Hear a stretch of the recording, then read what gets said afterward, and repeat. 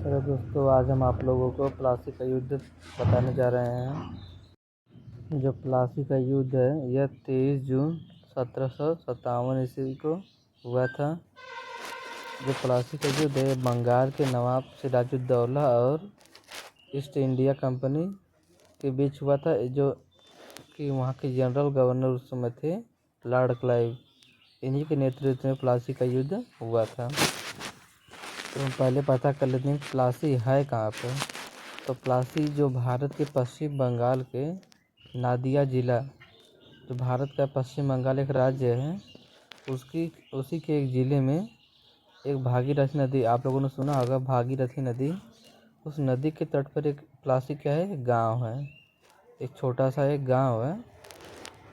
यह 1757 ईस्वी की बात है।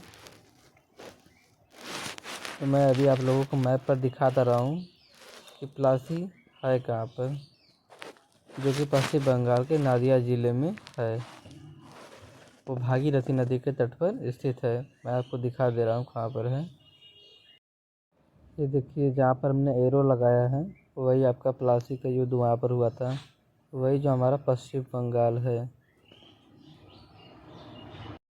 प्लासी का युद्ध पढ़ने से पहले हम पता कर लेते हैं कि प्लासी के युद्ध में ऐसा क्या हुआ था कि प्लासी का युद्ध शुरू हुआ। ऐसी क्या वजह रही होगी कि प्लासी का युद्ध शुरू हुआ होगा। तो हम प्लासी युद्ध की शुरुआत में कुछ बातें देख लेते हैं जो कि प्लासी युद्ध के मुख्य कारण हैं। तो हम पहले प्लासी युद्ध की शुरुआत देख रहे हैं कैसे हो रही है।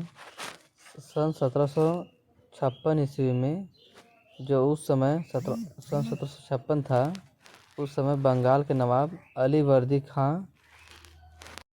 की मृत्यु के बाद सिराजुद्दौला बंगाल का नवाब बना। सिराजुद्दौला के पहले वहाँ का जो बंगाल के जो नवाब थे वह अली वर्दी खां थे।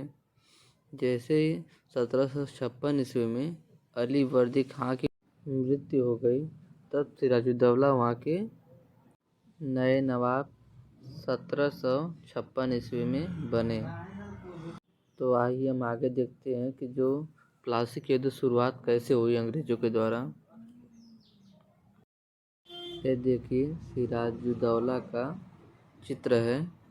तो हम सिराजुद्दौला के बारे में थोड़ा आगे पढ़ते हैं या प्लासी युद्ध के बारे में थोड़ा आगे पढ़ते हैं। तो जो सिराजुद्दौला थे वह अली वर्दी खां, जो जिसका मृत्यु 1756 ईस्वी में हो गया, अली वर्दी खां का जो उत्तराधिकारी वह सिराजुद्दौला भी था और जो दामाद भी था वह भी सिराजुद्दौला भी था। तो जैसे ही अली वर्दी खां की मृत्यु हुई, उस समय बंगाल को जो नया नवाब बना वह सिराजुद्दौला बना। तो सिराजुद्दौला के शासनकाल में 20 जून 1756 ईस्वी में एक घटना घटित हुई, जिस घटना का नाम है काल कोठरी की त्रासदी, जिसको हम अंग्रेजी में बोलते हैं ब्लैक होल ट्रेजेडी नामक घटना हुई। जो इस घटना के जो लेखक या रचयिताकार हैं वह जेड हालवेल हैं। जेड हालवेल के अनुसार 146 अंग्रेजी व्यक्तियों को एक कैद में रखा गया। जेड हालवेल उस समय के यानी कि 1756 ईस्वी में वह गवर्नर थे और यह इस घटना के रचयिता भी थे, जो कि 20 जून 1756 ईस्वी को हुआ। इस घटना का नाम ब्लैक होल ट्रेजेडी है। यह बहुत इम्पोर्टेंट है। ठीक, तो हम अगले टॉपिक पर चलते हैं। 146 व्यक्तियों, जब अंग्रेजी व्यक्तियों को कैद रखा गया तो उसके बाद क्या हुआ था।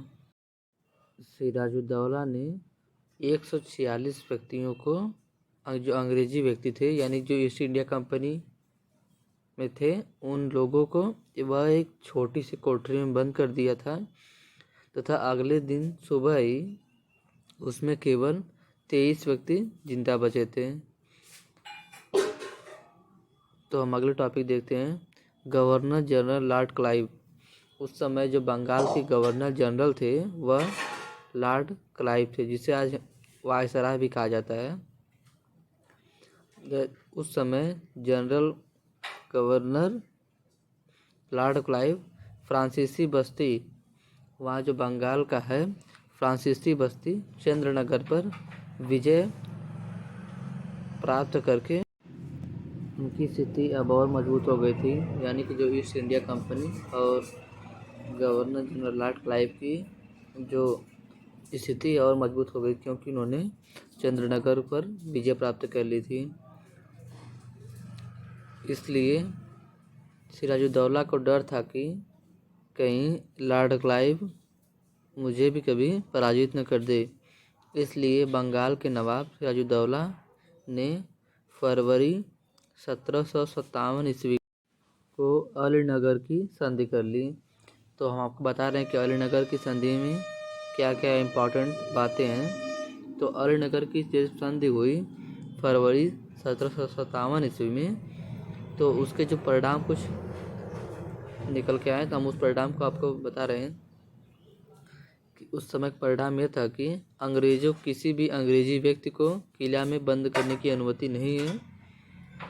यानी कि जो आप काल कोठरी में उन्होंने बंद किया था, जो कि एक घटना जो घटना घटी हुई थी, ब्लैक होल ट्रेजेडी, इस तरह की घटना कभी न घटे। इसलिए लॉर्ड क्लाइव ने अलीनगर की संधि में यह कहा कि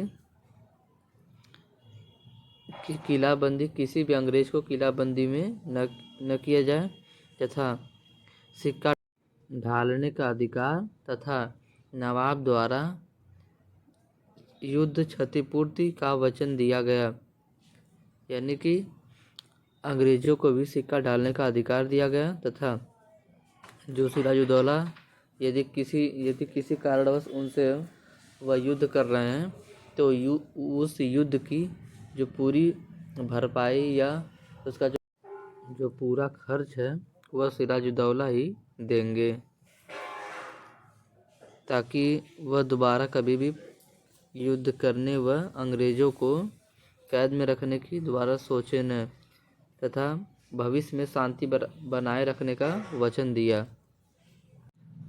अलीनगर की संधि होने के पश्चात भी जो उस समय बंगाल के जनरल गवर्नर लॉर्ड क्लाइव थे, वह विवश होकर बंगाल के नवाब सिराजुद्दौला के साथ प्लासी का युद्ध 23 जून 1757 ईस्वी को लड़ा। इस युद्ध में क्या क्या हानियाँ हुई अभी आपको बता दे रहे हैं अगले टॉपिक में। आपको इसमें एक बात याद रखनी है कि जो प्लासी का युद्ध हुआ था वह 23 जून 1757 ईस्वी को हुआ था। यह किसके बीच हुआ था? यह जनरल गवर्नर लॉर्ड क्लाइव यानी कि ईस्ट इंडिया कंपनी के बीच तथा बंगाल के नवाब सिराजुद्दौला के बीच हुआ था।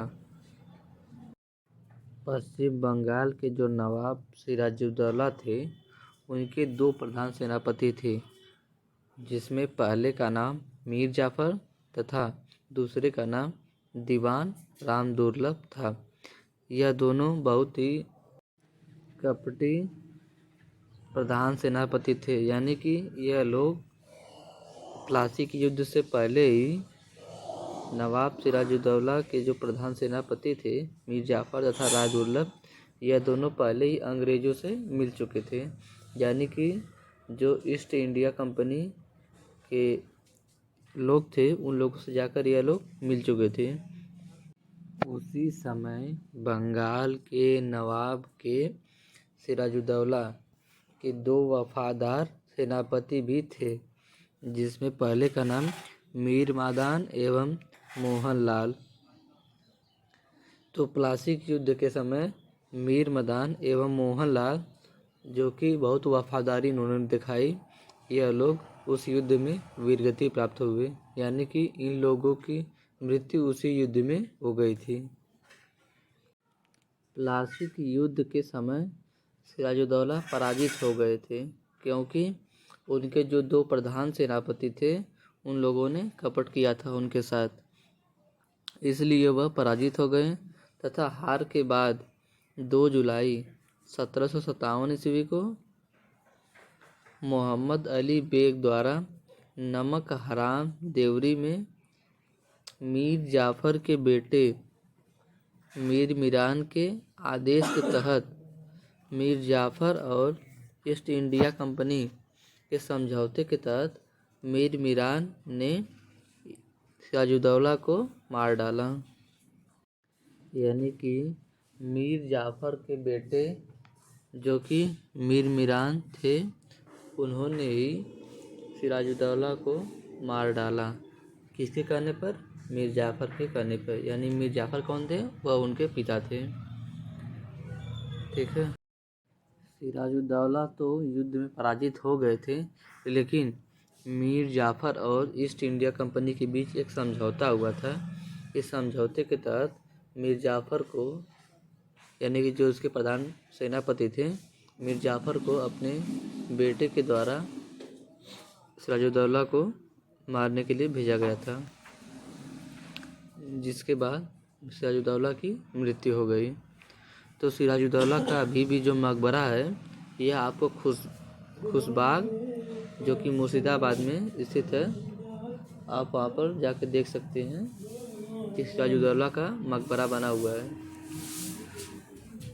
जो प्लासी के युद्ध के पश्चात मीर जाफर और ईस्ट इंडिया कंपनी का जो समझौता हुआ था, उस समझौते के तहत मीर जाफर को बंगाल का जो नया नवाब बना दिया गया,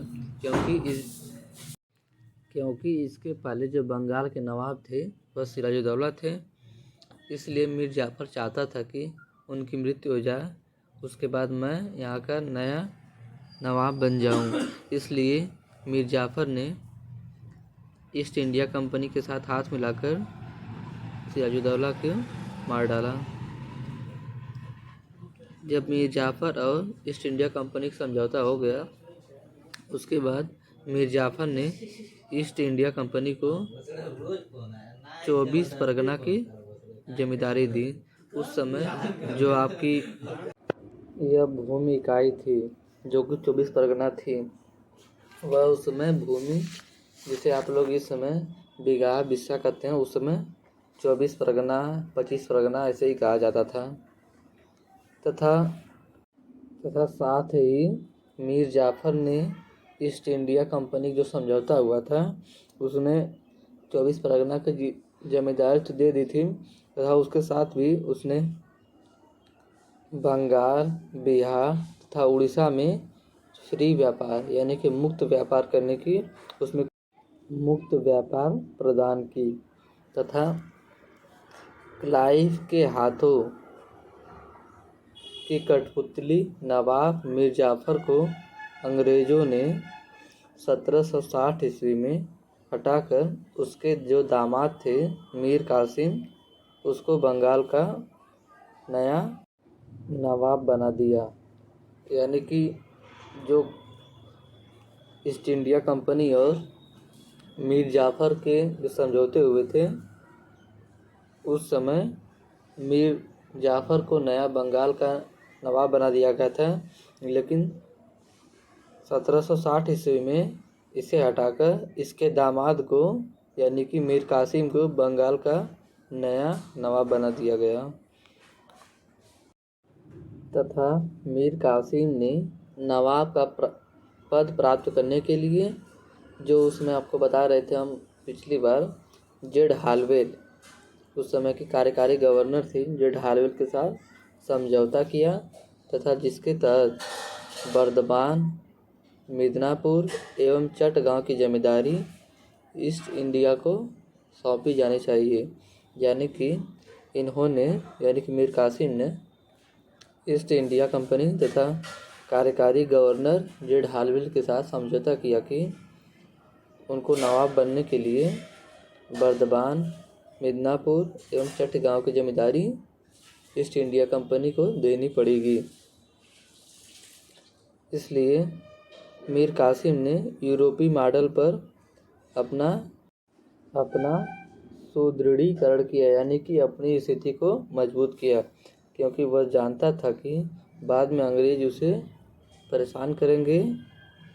इसलिए उसने अपने जो यूरोपीय मॉडल, यानी कि जो अंग्रेज़ों की सेवा थी, उस पर उसने अपना व्यवस्था जमाई, तथा तोप तथा बंदूकों का कारखाना स्थापित किया। 1763 ईस्वी में सैन्य सुधारों और आंतरिक व्यापार पर लगे सभी करों को समाप्त, अंग्रेजी के विशेषाधिकार समाप्त हो गए।